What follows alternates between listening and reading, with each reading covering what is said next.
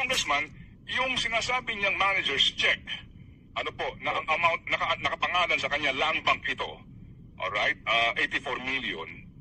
Ang petsa nito, April 18, 2023 eh. Nung panahon na iyon, si Marcos na ang presidente at siya ay may kinakaharap na kaso. Inaresto siya July ng 2023. April itong checking ito.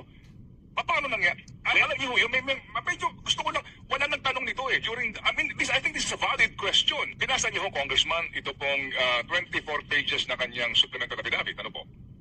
Yes po. Opo. Ang Congressman, kasi kung pwede kayong magtanong sa laman lang ng affidavit at sa kanyang mga annexes, may interesting ditong sinasabi siya eh. Number 27.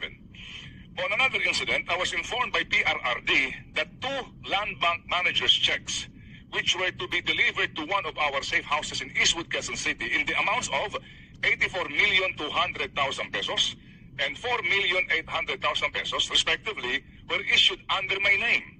Copies of the 2 land bank managers' checks are here to attach as annexes A and A1. All right. To prove the aforementioned allegations, I am willing to etc. etc. Pero did you check the annex, the said manager's check, kung ano mga petsa nito? Bulaga ka tsuwa. Yung annexes po niyan ay natutuot, ay hindi ko po napansin yung petsa.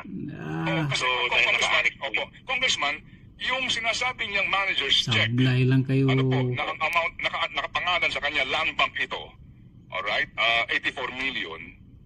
Ang petsa nito, April 18, 2023 eh. Nung panahon na iyon, si Marcos na ang presidente at siya ay may kinakaharap na kaso. Inaresto siya July ng 2023. April itong checking ito. Paano nangyari? Alam niyo, medyo gusto ko lang, wala nagtanong nito eh. I think this is a valid question. Nagharap ka nagkwento ka ng ganito, nagbigay ka ng copy ng cheque, anong paliwanag mo sa petsa? Paano naman ang panahon na iyon? Meron ka? Go ahead, sir, go ahead. Tama po. Yan po kasi hindi naman po yan natanong doon sa aming hearing. So siguro yan, matatanong na po yan pagdating po sa trial. Naglabas ng sworn affidavit si Colonel Raymond Dante Pila Chica para sagutin ang alegasyon. Ayon sa kanya, walang koneksyon si Madriaga sa Vice Presidential Security and Protection Group. Hindi miyembro, hindi operating galaw, transaction at internal information. Sa usapin ng confidential funds, may malinaw umanong sistema at dokumentasyon. Kung committee members lang ang pwede mag-examine at cross-examine, sa tingin namin, paano naman namin masasabi that it won't be damaging? Because everything that will be presented, we cannot even test the credibility of all these witnesses. Like for example, Mr. Madriaga, who has also been issued a subpoena. How do we now test the credibility of Mr. Madriaga? And I think the best forum for that is really trial na. So if the committee has already determined sufficiency in form, substance, and ground, I think all that's left to do is really to go ahead with the committee report. If they feel that there's probable cause, submit sa plenary. There are statements that there are numbers. If that is true, of course we don't want to preempt that. Yes. But if that is true, then let's bring it to the Senate, and so the people can also see the defense of the Vice President. Mabuti na niya, baka Sara, mag-asap ng bayan. I-impeachment ni Sara, gusto namin marinig.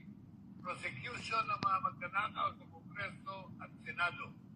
Yun ang gusto namin marinig. Akusahan ninyo yung mga dapat magkitin at akusahan at hulihin at hindi mandarin.